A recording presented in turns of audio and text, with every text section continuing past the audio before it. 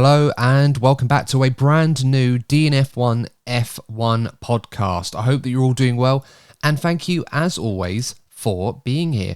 It means a lot and it's great to have you along for a bit of F1 chat and discussion as we preview the Japanese Grand Prix. Now, of course, plenty of talking points following an incredible Singapore Grand Prix which saw Red Bull's perfect season become imperfect. Now, of course, that's probably a harsh statement, but given how 2023 has gone, it was a huge surprise to see a different winner in 2023. And of course, what that means for the remainder of the season, we shall see. But going through all of those talking points heading into the Japanese Grand Prix on the DNF1 panel this evening, joining me, we have Lee Wallington. Lee, first of all, thanks for joining me once again tonight. How are you doing? And are you looking forward to the Japanese Grand Prix? Well, firstly, I'm doing good, thank you, Adam. And I'm really looking forward to this weekend. I mean, I always love Suzuka. It's not always great due to how severe the weather can be sometimes, and you get red flag, and you're sitting there, and you're like, come on, when's the race going to start? It's a bit of water, go racing. So I'm hoping we don't see that situation where the FO is obviously for the right reason being safety conscious, but you're waiting 3 hours before they even give the go to start the race. So I hope that can be avoided. But I don't know the forecast for the weekend, but I'm looking forward to the race regardless. No, admittedly, I haven't checked myself, so hopefully it won't be as bad as it was last season. But of course, anyone who remembers last season's race, it was absolutely crazy. For those of you who probably live in the UK or somewhere in Europe and you're going to have to set your alarms mega early to watch the Japanese Grand Prix live, you didn't have to worry about that too much last season. Literally, you could have got up at whatever normal time in the morning you would normally get up on a Sunday, and you'd been able to sit in and wouldn't have missed anything. So we'll have to wait and see. Hopefully the weather will be better this weekend. As I said, we haven't checked the weather radars yet. I've tried to avoid doing that at race weekends because more often than not we get quoted with rain and everyone starts to have flashbacks or crazy recollections of other races and start panicking. So we're going to leave Weather Watch alone for this one.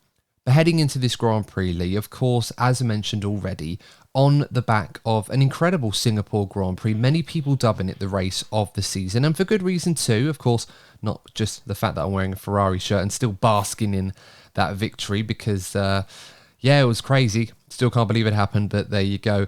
But heading into the weekend, of course, the focus goes back to Red Bull. Now, it's very easy for us to look at what happened at Singapore and just consider it to be a one-off blip, perhaps circuit specific, or there was issues with setups that Red Bull, for whatever reason, just couldn't get on top of, and it really derailed their weekend. We saw that in qualifying. But, and I emphasize the word but, there is a possibility that we could be looking at the Singapore Grand Prix in more than just a one-off manner. It's possible that the other teams have made some gains in Red Bull, which now make them a little bit vulnerable than perhaps we already originally thought. So heading into this weekend, Lee, if you're at Red Bull, are you going to be worried about history repeating itself, or is it very much a case of we took that one on the chin, we learned the lessons, we get back to normal winning ways this weekend? Well, if you believe the official line coming out of the Red Bull team, it's back to the rest of the 23 season this weekend. It was just set-up problems at Singapore, which we've seen before in periods of past domination, that the team dominating the season comes there and loses. It's the nature of the circuit.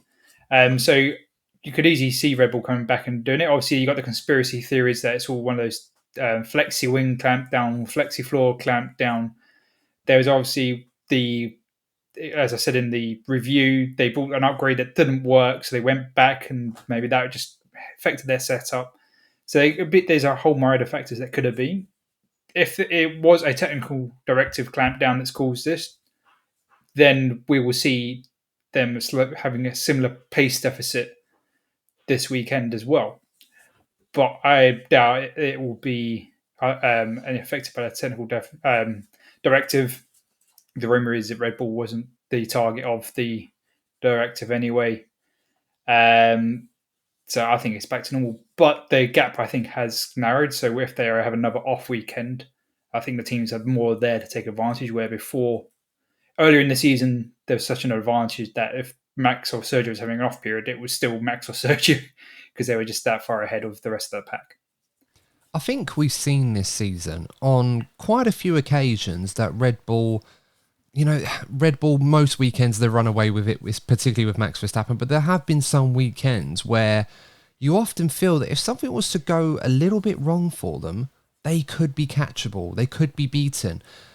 Throughout this season, we have seen moments where that might have been the case, but then as we've mentioned already, Red Bull and in particular Max Verstappen have been very good at quashing that or mitigating those issues and have been able to manage races superbly.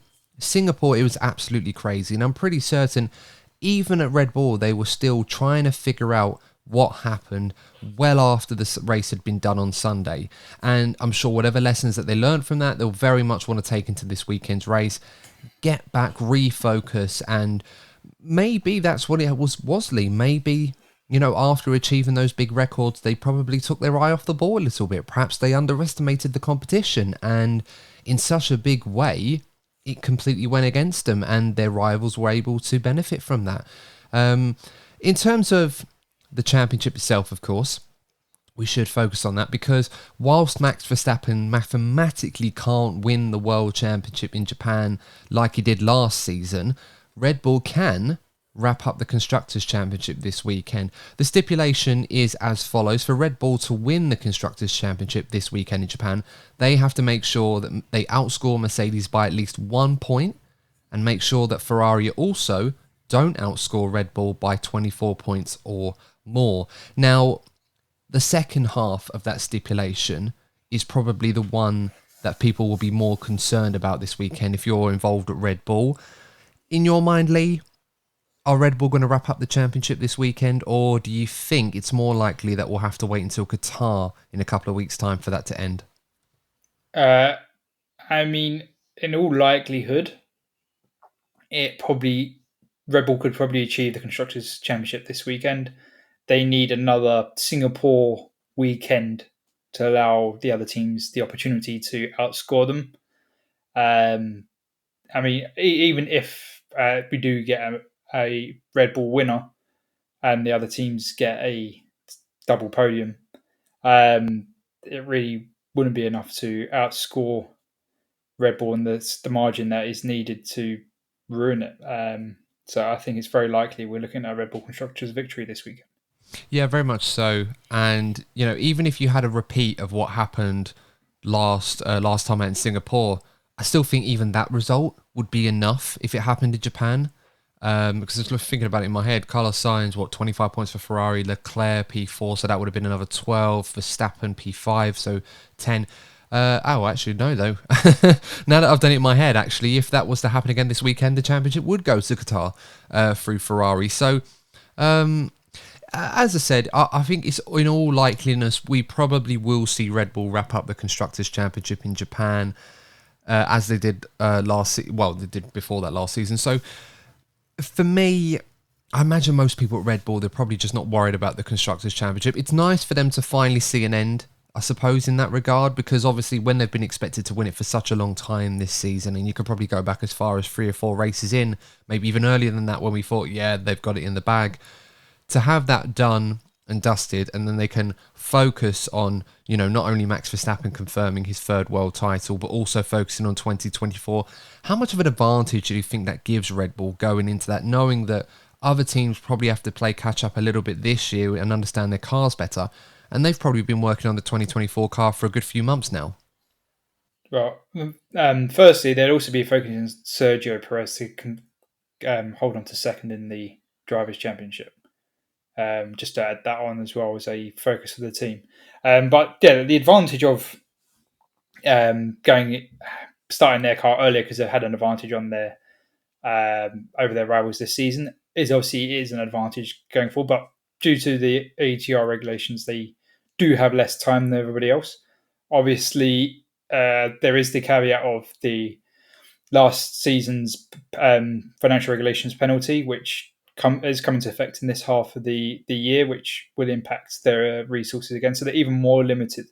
So in that sense, into next season, they may have had a head start on designing the car, but there's plenty of opportunity for the other teams to close that gap over the winter break, or even this second half of the season, as they're already shifting the designs to the new cars for next season. And especially as like teams like Ferrari, Mercedes are getting head around where they went wrong with their original concept. So if the lessons learned are applied correctly and they understand where they actually have gone wrong and not just think they know where they went wrong, you could see that it's a lot narrower gap between the top teams next season, just due to the way the ATR regulations work, which is the whole point of those regulations, I should add. Yeah, it is. And, let's not forget, because of the advantages that they have enjoyed this season, they've probably been able to mitigate that lost wind tunnel time that they, owe into the sanctions they received from the cost cap. It's a wonderful thing if you're a Red Bull fan, if you're involved at Red Bull. Obviously, for their rivals, they've had to juggle this a little bit more than Red Bull. They've had to have a harder balancing act in terms of finding performance for 2023, but also not losing focus on 2024, because in their minds, they will hope that not necessarily to close the gap to Red Bull entirely, although that would be lovely if they could do that, but it's more about trying to close the gap to a point where Red Bull are going to be vulnerable on a weekly basis, whereas if they don't have a 9 or 10 out of 10 weekend, they are up for grabs in terms of race victories, more so than what we've seen this season with the one in Singapore. In terms of the driver market, we should focus on the other Red Bull team, Alpha Tauri, for a moment whilst we're on this subject. There's been reports from AMUS in Germany. The reliable journalist Toby Grunier has come on social media via AMUS and has wrote that they are expecting Yuki Tsunoda to be confirmed for 2024 at Alpha Tauri this week at Suzuka alongside Daniel Ricciardo. Now, first of all, Lee, are you surprised that Yuki Tsunoda and Ricciardo are going to be confirmed for 2024, if, of course, the story is correct? I mean, on Yuki, I think he's done brilliantly this year. The car hasn't been great, but I think he's fully deserved to keep his seat in the sport for another season. We said it before the season that he had to step up and become the team leader, and in the first part of the year, he did. And he massively led the team where Nick De Vries unfortunately was not capable to grow into his F1 seat as was expected. And Daniel, obviously, he's a known quantity. Red Bull know him inside and out. He's had to unlearn his McLaren ways to get back to it. And I think with Daniel, it's obviously his goal is Sergio's seat. And there's very much an option for Red Bull, considering how he goes next season, to replace Sergio, because that's Daniel's made no secret of that. So obviously he wants a race-winning car again, and the Alpha Tauri, unfortunately, unless he has a massive golden bullet upgrade over the winter, is not going to probably be in that situation to be a race-winning car, unless obviously you have another top-tier heavy race. Can't never rule it out in Formula One. So I'm not surprised by being kept, both of them. Obviously, I did say at the review that the rumours were that Yuki was under pressure, but I'm quite happy if this is the actual outcome that's been decided. It's just a shame for Liam if that's the case, because he's done a brilliant job in his covering of Daniel as Daniel recovers from his injury. Yeah, and for me, Lee, as much as the DNF1 curse does seem to exist when it comes to driver market topics, where we talk about one story and then the opposite happens literally days later. So, maybe we played a part in Yuki Tsunoda keeping his seat at Alpha Tauri, but I'm pretty sure Yuki did the majority of the work by his own performances this year. I don't think there's an argument that can be made to not have Yuki Tsunoda in that Alpha Tauri next year. I think he's been very, very good, all things considered. I think a lot of his performances this year have been very much overshadowed in the media and perhaps by Red Bull themselves, because they've been drawing too much attention to what's been happening in the other seat. But, obviously Nick De Vries, it was very much a forced dawn in the eyes of Dr. Helmut Marko by his own admission. And, Ricciardo coming back obviously provided an element of excitement, but that was short-lived because of his injuries. And, of course, he will return at some point soon. And the performances of Liam Lawson have been very, very impressive, to the point where you could feel disappointed that he's not going to be retained by Red Bull in that Alpha Tauri for 2024, when he's probably proven more so far than Daniel Ricciardo has in the 3 races that they've both had, that seems to be more deserving. And at this point in time, I can totally understand Red Bull's logic behind this, at least with this second seat. Ricciardo, he does have an eye on that Red Bull seat in 2025.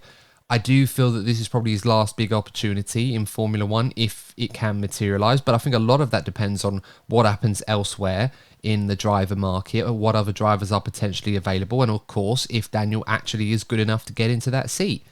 But then you end up with a situation with Liam Lawson, who, as I said already, I think he's proven that he deserves a fair shot at this Alpha Tauri seat for 2024. He's not going to get that.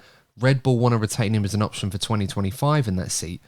But given he's already proven himself with a few races, and I can appreciate that perhaps more data is needed before we can definitely have a definitive assessment of whether Liam Lawson is capable and good enough to be in Formula One to do the job that's required of him.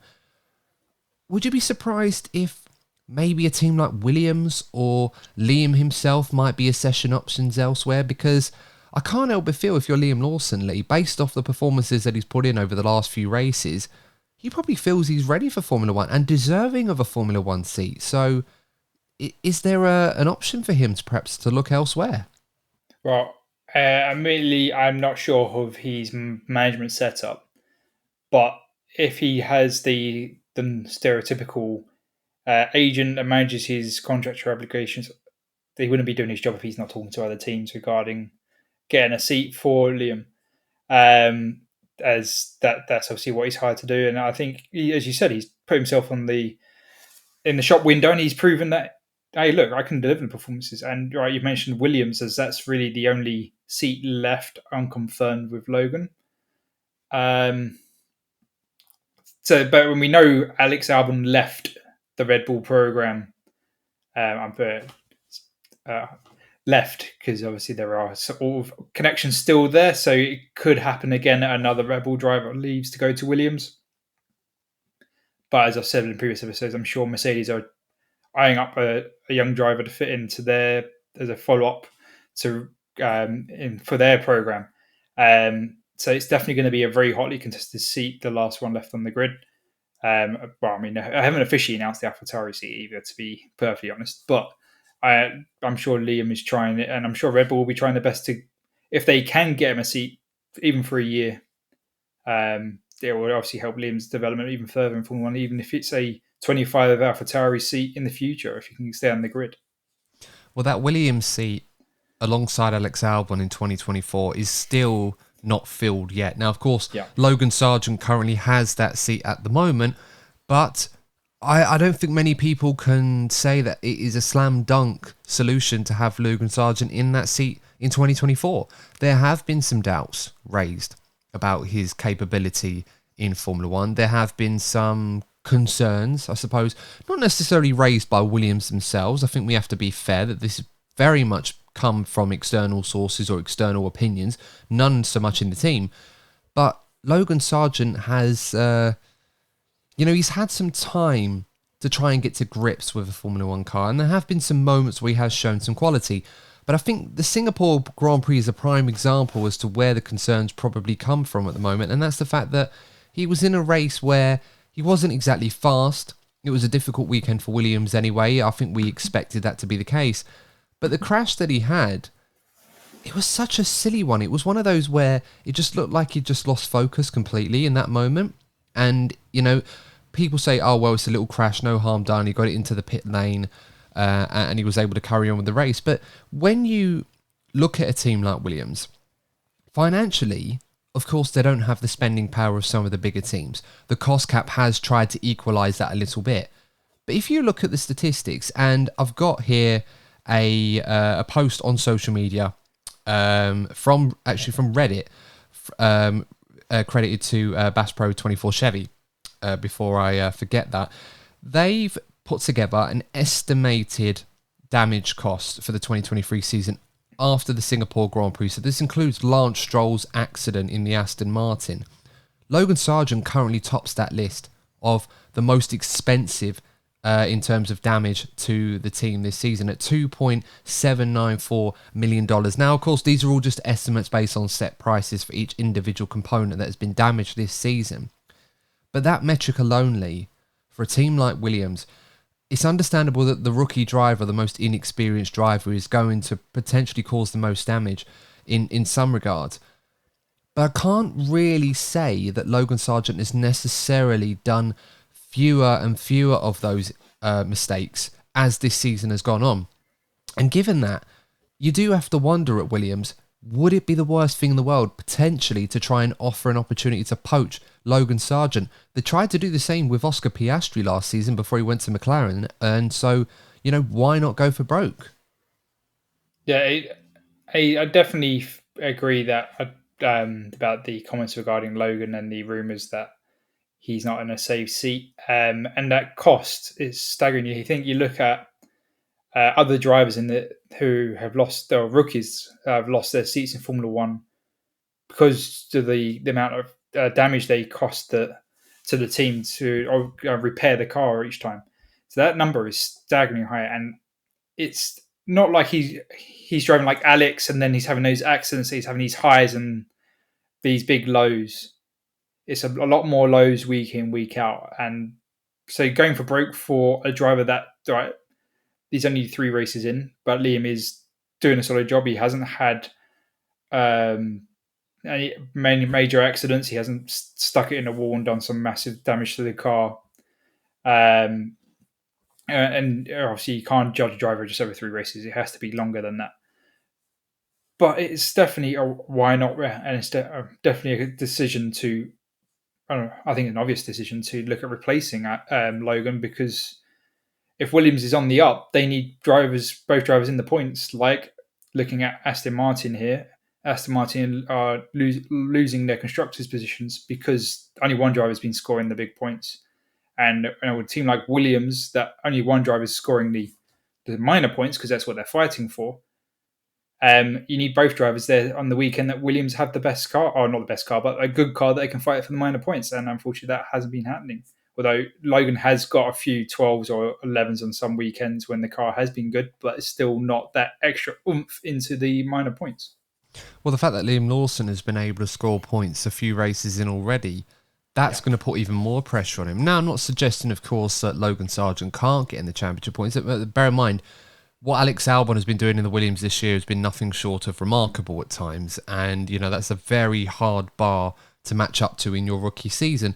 But ultimately, if you are looking at positives and looking for tangible progress, I want to be kind here, but I just don't feel like I can justify Logan Sargeant, steadily improving as the season has gone on. I think he's become a bit more comfortable in this car, and he's probably a bit faster than he was at the start of the season. But ultimately, that progress has not been good enough. And that's where you have to start asking the tough questions. And I think if you're Williams, if the news about Alpha Tauri proves to be correct, you do wonder, is this an opportunity that's too good for them to pass by and try and take Liam Lawson on? It worked wonders for them to get Alex Albon in the car. Why not bring in another Red Bull junior driver? I don't really see the downside if they can actually do it. So we'll have to wait and see how that all pans out. Of course, another driver that's been linked to that seat at Williams is Mick Schumacher. But from what we understand, Mick Schumacher has been in talks to do some driving in the World Endurance Championship next season. I think he's been in talks with the Alpine team over there. And of course, he wants to continue his F1 reserve role at Mercedes for another season. So as far as we're concerned, or as far as we're aware, Mick Schumacher is not in the running for the Williams seat or even the Alpha Tauri seat next season. Let's move on to another topic, Lee. And this was something that a lot of people sent over to us for our thoughts. We didn't really review or give our reaction to this in the race review because we had a lot to discuss. But stuff that went down in qualifying regarding impeding. Now, one driver in particular that wasn't very much involved in incidents that were deemed as impeding was Max Verstappen. He was given a reprimand, not a penalty or a grid drop, for impeding Yuki Tsunoda, as some people call it, out-and-out blocking. And the excuse that the stewards gave, or the reason that why they didn't penalise him, is because poor communication from the Red Bull radio. They didn't inform him that Tsunoda was coming, and Tsunoda caught him at a bad place on the circuit for him, and of course Max ended up blocking him. The same thing happened with Logan Sargeant. He impeded Stroll in Q1. He received a €5,000 fine, or the team did, because they failed to inform him of an approaching car and reprimanded him as well. What are your thoughts on this, Lee? Because I don't understand why all of a sudden poor communication or lack of communication from the team to the driver is a sufficient excuse for impeding another driver on their qualifying lap. Because if we're going by that logic, everybody can just impede other drivers, or the teams just won't say nothing on the radio and they'll just get in everybody's way.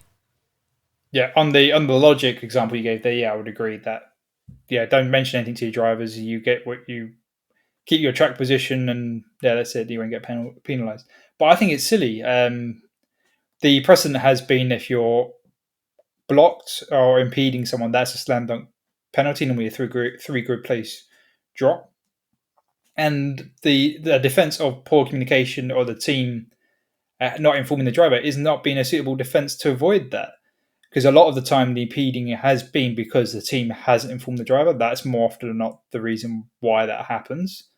And it's been not just Max Verstappen in this instance, but in previous times it's been Carlos Sainz, Charles Leclerc, Lewis Hamilton, George Russell.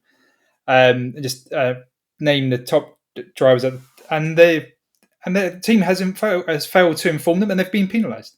So that I don't think is a valid defence, and it's mind-boggling why the stewards of this weekend completely contradict every other ruling for several last seasons, if not longer, with impeding. It makes no sense why, and then the FIA wonder why they get bad press when they do something like this when there's already been a precedent set. Yeah, and now I'm sure someone who's probably listened to this and saying, look, guys, why are you not talking about the fact that Alpha Tauri didn't even turn up to the review with the stewards when they investigated this with Max Verstappen? They didn't even turn up to argue the case for Yuki Tsunoda, which is very, very strange. But the reason why we're not really going to entertain that, because I'm sure there's a perfectly good conspiracy theory there as to why Alpha Tauri didn't turn up to argue a case against a Red Bull driver. And, perhaps it's not so much conspiracy, it's more, you can connect the dots and make a good argument there. But the same thing happened with Sargent, and Aston Martin didn't turn up to that review either when it comes to Logan Sargent impeding Lance Stroll. Now, of course, people can say, oh, well, it didn't really matter to them so much because Lance Stroll's car was in bits and they were probably more focused about that rather than trying to get another driver a grid drop, especially someone like Logan Sargent, who was probably going to start at the back end of the grid anyway. The point is the FIA have set precedent on what is permissible to penalise a driver for impeding. And judging by what the statement said, both those drivers should have received a grid drop for impeding, regardless of the fact that communication wasn't very good to either of them. I mean, look at Charles Leclerc, for example. I'm just going to pick one out, being a Ferrari fan. Monaco Grand Prix this season. Ferrari didn't communicate to Charles before he went into the tunnel that he was blocking, that Lando Norris was coming and he would have impeded him in the tunnel. One of the worst places to block another Formula 1 car, mind you. And Charles Leclerc blocked Norris, got a grid drop penalty. Absolutely fine. I think that's a fair penalty. You got to give it. But to do that and then not do the same thing under similar circumstances at another circuit baffles me. And I think it annoys F1 fans because it's not so much the stewards, how subjective or objective you can be in certain decision, whether it's the right or the wrong call. It's the fact that if you set a precedent and you don't follow it up and be consistent, that's where you create this distrust that fans have for the stewards, or this lack of sympathy in these difficult situations. Or better yet, people saying, oh, here we go, it's Max Verstappen again, we're not going to penalise him and let him get away with it, because that's another thing I've been seeing a lot of on social media. And it's just all ridiculous, quite frankly. They just need to be consistent with what they're doing. Yeah, I mean, rules are rules, and precedents are obviously how the rules are implemented. And it's a thing that the FIA has struggled with for as much as long as I can remember, and being following Formula One, in their consistency in implementing the rules and and over the course of the seasons and over years. And it's just another example of the messing up of not following their own rule set. And it's it's mind-boggling why the decision was made. I don't understand. I'm sure you speak to the stewards, they could probably give you a convoluted answer why they didn't feel it was necessary, or why this instance the lack of communication was acceptable. But it's just mind baffling. And again, the FA don't communicate those reasons, which doesn't help with the transparency of the sport either. No, it absolutely makes no sense. But of course, I'm sure we'll see something like that in Japan, and someone will probably get a good grid drop. Knowing my luck, it probably will be Charles Leclerc after the rant that I've just had on that one. So we shall see. Speaking of Ferrari, of course, they're going to be on a mega high right now. They won the last Grand Prix in Singapore. Charles Leclerc will probably feel a bit disappointed because he might have been able to get on the podium if things had gone more his way on strategy. The Italian Grand Prix was a big success for them, relatively speaking, this season. So Ferrari, since the summer break, with the exclusion of Zandvoort, of course, seem to have found more pace in this car and seem to be on the up right now. There does seem to be a growing belief that they could mount a serious challenge to Mercedes for P2. And given how this season has gone for Ferrari, if you were to say they were going to finish P2, I think they'd be delighted at that under the circumstances. So heading into this weekend, Lee, are Ferrari back in the mix of the lead teams in the midfield or behind Red Bull? Or are we going back to a circuit where Ferrari should be in the fight, but they're certainly not the favourites to win that fight? I would say they're definitely going to be in the fight. There was a point this season where Ferrari looked like they were potentially even the fifth fastest team at one point of the season, behind the Aston Martin, the Mercedes, and the McLaren. Once McLaren had its upgrades, obviously, not at the beginning of the season. McLaren wasn't in that part of the track, but Ferrari have really stepped up, and there's definitely confidence, and there are belief that they're going forward. So they're definitely in the fight. They may not be the team leading the chasing pack, but they're going to be in that fight, in that chasing pack. And I think that chasing pack is so close that you're talking hundreds of us in qualifying, hundreds or thousandth for a qualifying lap, and they're going to be. Max may scamper off into the distance, or Sergio could scamper off into the distance, but those 6 cars, or if you include Aston Martin, those 8 cars are going to be so close together. It's going to be hard to choose which one will be that lead team in that fight. Yeah, and as expected this season, Ferrari and Mercedes more often than not have been the two teams that have been mounting the biggest challenge to Red Bull over the course of the season. Perhaps more recently Ferrari, but there have been moments this season where they have been there. Probably more so Mercedes at times as well. Of course, Aston Martin with Alonso and McLaren, particularly with Lando Norris, have very much been a focal point at points this season too. But Ferrari and Mercedes have more often than not been those teams that have been right up there in the thick of it. And, unlike Mercedes, or unlike Ferrari, Mercedes haven't really had a race where they have been in a very good position to capitalise on Red Bull and Max Verstappen having problems. They haven't had that. Whereas Ferrari, of course, had that in Singapore and they were able to take advantage of that. So it's a very interesting battle between those two. Admittedly, I thought Mercedes were high and dry to finish in P2 this season. Ferrari have pulled them back in the last few weeks. And what it comes down to now, Lee, is not necessarily the performance of the two cars, because I think across the remaining races, I think it's probably going to be fairly close and fairly even between those two. It's going to come down to the drivers. Carlos Sainz has probably been, other than Max Verstappen, has probably been the best driver in the second half of the season so far since the summer break. He's been absolutely phenomenal. Even in Zandvoort, when the car was absolutely dreadful, he still pulled out a P5, which, can't be understated. And he was very much in the podium fight as well for large parts of that race. And then, of course, you've got Charles Leclerc, who's been very up and down at the moment. But, of course, we still expect Charles Leclerc to be up there anyway because he's that good. And then at Mercedes, you've got Hamilton and Russell. And whilst those two have been picking up big points, we are starting to see that there could be a dynamic brewing there where there is a possibility they might end up taking points off each other or be at risk of doing that, because Mercedes haven't exactly established, like Ferrari, a clear number one and number two. Now, it's probably easier to name the number one at Mercedes than Ferrari, for example, but even then, Mercedes haven't exactly said to George, step back, Lewis is going to do this. I mean, at Singapore, for example, people were saying Lewis, if he was ahead of George, or if George got out of the way, he could have won that Grand Prix. But I don't think Mercedes are going to make that call. So, in your mind, Lee, Which team do you think out of those two is under more pressure of their drivers costing each other points right now?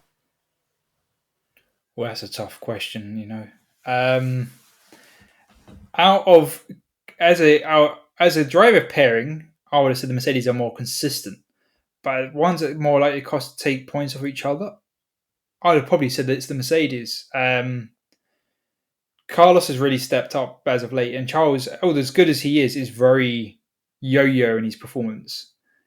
And he can have some really brilliant races, and he could be miles behind or kilometers behind it, if you're using the metric and the phrase, behind Carlos, where Lewis and George seem to be on similar pieces of track more often than not, and that's where you're going to take points off each other. We've seen in the last few races, George has been raising eyebrows in his treatment of Lewis on when they share a bit of track, or pushing wide, or making it difficult for Lewis to overtake on a track, especially when Mercedes are like coming with different strategies. You need to things like that, and George has been not as team friendly as he could have been in those situations. So I do think there's more points could be lost for the Mercedes drivers due to that they're always on the same piece of track more often than not than the Ferrari drivers. Yeah, it's an interesting talking point, and I'm going to put the question to you guys in the comment section: which team out of Ferrari and Mercedes is under more pressure or is under more threat of their drivers costing each other points? It's a hard one to answer because, as you rightly said, Lee, Hamilton and Russell do seem to be finding each other more often throughout the course of the race than Leclerc and Sainz do. I mean, I think those two tend to find each other at the early stages of the race, and then the strategies kind of teeter out, and then they kind of do their own thing. But at the same time, Ferrari aren't exactly brilliant at managing situations between their drivers when they're close together on circuit. I mean, it's almost like on a race-by-race basis where they're in that position. And we saw at Monza, they were both prepared to put it all on the line and then some just to get that podium. And it nearly ended up in tears for the Scuderia. So whoever's going to get P2 in this championship, it will be because their drivers have done the best job between the two teams. Ferrari's momentum certainly can't be ignored, but at the same time, Mercedes, their two seem to be more reliable. So it's really hard to call at this point. But it's a nice, interesting battle that has seemed to have come out of nowhere that could grip us towards the final stages of this season. So we'll have to wait and see how that all goes down.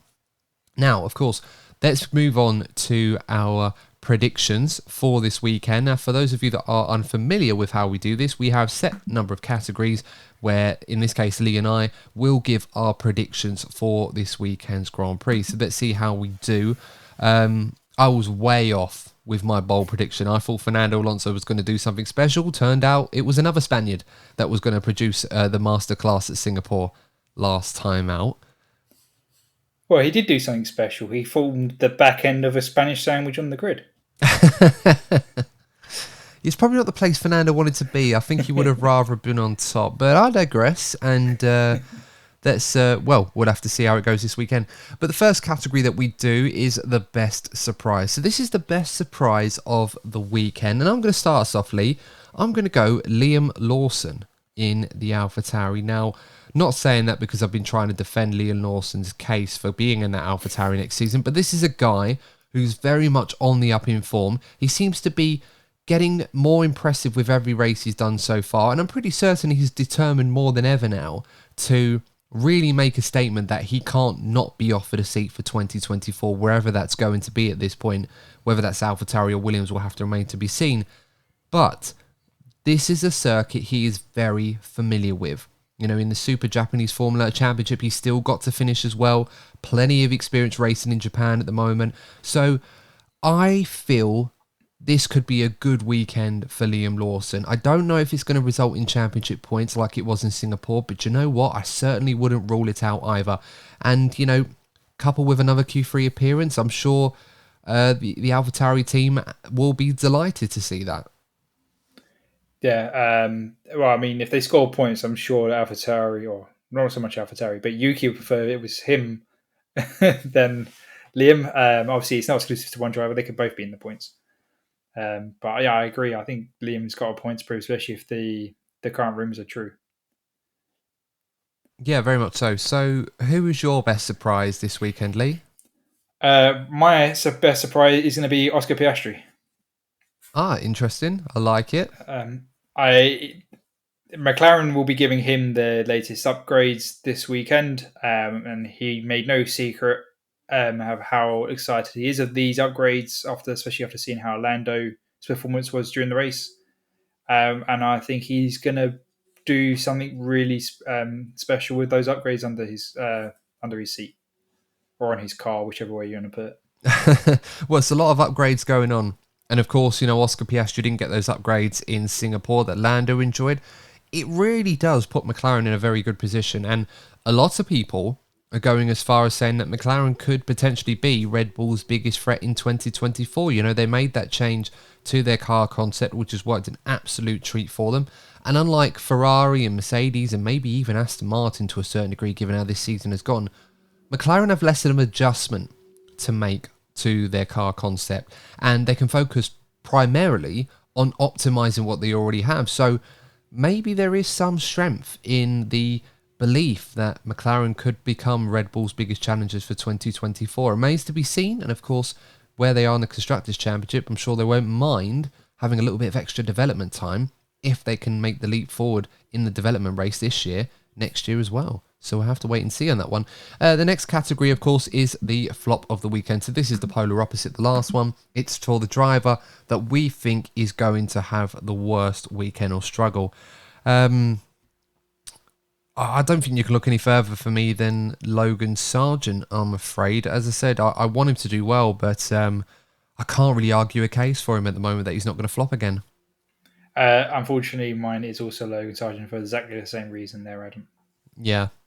Yeah, sorry, Logie, but those are the breaks in F1. It's a very ruthless sport, and fans and media are certainly not very forgiving either. Pole position, Max Verstappen, I think is going to back to form, back to the norm again. Lee, what about you? Yeah, same again, Max Verstappen for exactly the same reason. I don't believe it. I believe it was a one-off performance blip more than a technical directive. Yeah. Race winner? Same again, Max Verstappen. Yeah, Max Verstappen. Yeah, no surprises there. No bold predictions for the race winner this weekend. I've learnt my lesson. On the podium, P2 and P3. Lee, who have you gone for?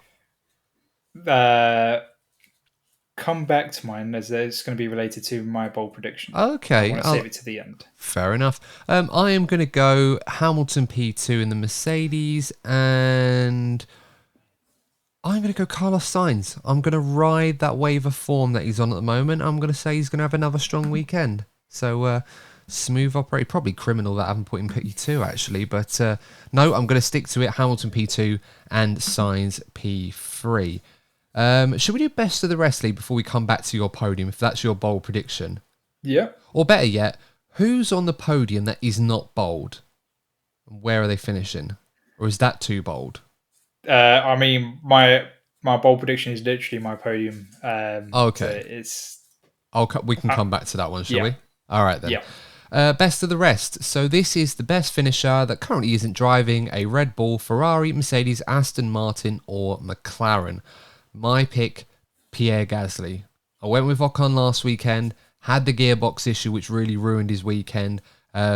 Not trying to put the curse on Gasly, of course, but I think Gasly did a good job in Singapore, and I think he's going to be strong again in Japan. He's had a good second half of the season as well, Pierre Gasly. So, that form's definitely going to continue, I hope. I was going to go Pierre Gasly. I thought about Williams, but the high-speed corners, I think it's going to be more suiting Alpine Land than the strength of the Williams. So, yeah, I think Gasly for the same reason that he's had such a good second half of the season so far. He really has. He's almost gone under the radar, but he's very much been that guy that's been the best of the rest, quite frankly. I know, pardon the pun on the prediction category, but he really has been. So, good on him. Hopefully that will continue. Bold predictions. Tough one for me, but I'm going to say Liam Lawson gets in the points again, second weekend in a row. So that's my bold prediction. I usually have a bit more enthusiasm for them, but no, we'll see. Lee, what is your long-awaited bold prediction? I'm looking forward to this one. Okay, so I'll start off with the podium, and then I'll explain it as my bold prediction. So my podium is Lando Norris for P2 and Oscar Piastri for P3. So the bold prediction is a double McLaren podium. Both cars running the upgrades, their suits, their high-speed nature of the car, which seems to want to be one of their strengths of the car. Obviously, you remember the performance from Silverstone, where how high they ran chasing the Red Bulls. I think it's very similar type of nature circuit. So I do think those drivers are going to be up there leading the chasing pack and pushing Max all the way, and it's be a double McLaren podium. Very interesting. I'm sure a very popular one as well. So we'll be interesting to see if that one comes off. It would be. I mean, it will definitely close that gap to Aston Martin very quickly. Yeah, very much so. I mean, that's certainly not out of the question either. I thought the gap was closer than that, but apparently not. But it is interesting. Speaking of Aston Martin, before we sign off, obviously Lance Stroll, hopefully he's okay and he's going to return to action this weekend for the team. But there were some interesting comments that Mike Crack, the team principal at Aston Martin, on the crash itself. And he had to say about Lance Stroll that it's proof that he's full in. To go into this corner at that speed, you have to have some commitment. I think this is proof that he fully has it. Now, I'm not suggesting that he's wrong here, but just because a driver is committed to go into a corner at speed like that doesn't necessarily mean it's a good thing. Because, of course, you're going through these corners at the fastest speed you possibly can, and if the car can't handle it, chances are it's either one of a few things. Either you're going through the corner too fast, something has happened which has caused the car to lose balance compared to what you normally do on a regular lap, so, it's like an anomaly, or there's a skill issue here. Now, I'm not suggesting there's a skill issue, because I don't think Lance, that accident happened through a mistake from Lance, but the assessment of that incident in terms of what Mike Crack was trying to draw a positive from, can't help but feel that that was a bit of PR play there that perhaps was enforced by some figures upstairs. I'm not going to name names, but I think we all know where that probably came from or who was suggesting that we should try and put positive spin on some of these things. But given the criticism that Lance Stroll has faced recently, Lee, it's not. I don't think it's really helpful that they're trying to put these positive spins on a serious situation like that because, we're talking about a guy here who's a decent driver. But I think as Aston Martin, in a similar way that you mentioned about Williams earlier, as they're going up the pecking order and start challenging for more prestigious honours in the F1 hierarchy, they need the drivers in that car to match. And right now they currently have one in Fernando Alonso, who's one of the best on the grid, still is at his ripe old age of 42, and another driver who isn't really cutting it anywhere near as close as that. And unfortunately, I think he's got a big high repair bill as well. He does. Help. Yeah, according to the same table that we referred to before with Logan Sargent, that incident from Lance Stroll cost $1.2 million. That's a lot of money. Even by F1 standards, that's a lot of money. And that skyrocketed him up to P2 in that standings. Amazingly, up to P2, given the reputation Lance has. Without that incident, he would have been mid-table. But that one has sent him back to the top. So, make of that what you will. Yeah, I think there's a lot of pressure riding on Lance's shoulders at the moment. Maybe because obviously his teammate is doing really well, and I'm sure as a Formula One team is a business and there's shareholders, I'm sure the other shareholders will be applying pressure to Lawrence, which is obviously coming down to Lance to try and obviously justify his son still being in the team. Although he's the major shareholder, he's still obviously got business partners that he needs to work with, and obviously they want their good investment value. So there's a lot of pressure on him, and I just got a horrible feeling that he's running out of time for him anyway. Yeah, it's a strange one because Aston Martin haven't come out and said, look, Lance is part of the medium to long-term future at all, and this was a guy that was in what we thought was the safest seat in Formula One, even safer than Max Verstappen's. But as every week goes on and every race goes on, I can't help but feel that there are some doubts crawling in there, maybe ones that are loud enough that may actually see a change that I think none of us saw coming. I don't expect that to happen anytime soon, but there will come a period where over the next few years when Aston Martin, if they continue to make progress at the rate they are going to be in that championship equation. And in order to complete it, they're going to need the driver lineup to match the ambition and the quality. And right now, I cannot say with any level of conviction that the driver pairing they have is good enough as a pair to get that done. One of them is, but even as good as he is, he can't drive forever. Although he'll have a bloody good go at it, to be fair. So yeah, we'll just have to wait and see how that all pans out. But I think that's all we've got time for in this episode, Lise. I think we're going to leave it there and let you lovely lot who've been listening to this episode or watching this on YouTube, and of course if you have, make sure to like the video and subscribe to the channel if you've enjoyed it, and don't forget to leave us a 5-star review as well. Get involved in the discussion. Let us know your predictions for this weekend. Do you agree with some of the topics that we discuss? Let us know your thoughts as well. We always love to hear from you in the comment section. But until then, guys, we've been DNF1. Thanks for tuning in. Please stay safe. Enjoy the Grand Prix this weekend. Don't forget to set your alarms nice and early on Sunday morning if you're watching this in the UK or in Europe. But until then, we will see you in the next episode of the DNF1 F1 podcast. And until next time, guys, and remember as always, before I forget, if you're not first, you're probably DNF1. Take care. Goodbye.